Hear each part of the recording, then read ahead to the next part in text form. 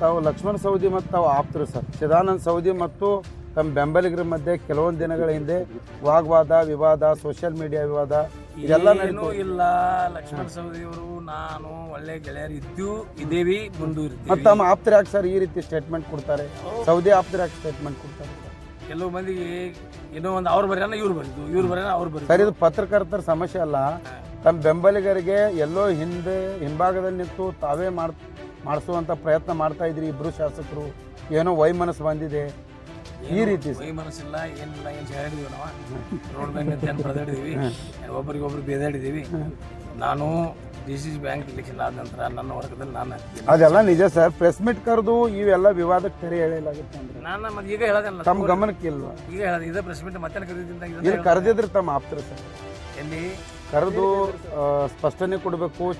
ಅವರೊಂದು ಏನ್ರಿ ಮಾತಾಡೋಣ, ಇವರೊಂದು ಏನ್ರಿ ಹೇಳ್ತಾವು, ಅದೆಲ್ಲ ತಲೆ ಕೆಡಿಸ್ಬೇಡ. ವಿನಾಕಾರಣ ಲಕ್ಷ್ಮಣ ಸವದಿ ಅವರು ಹಸ್ತಕ್ಷೇಪ ಮಾಡ್ತಾ ಇದಾರ ಅಂತ. ಏನು ಇಲ್ಲ, ಅವ ಮಾಡ್ದಿಲ್ಲ, ನಾನು ಮಾಡ್ದಿಲ್ಲ, ಎಲ್ಲ ಸರಿ ಐತಿ.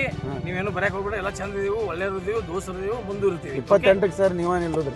100%.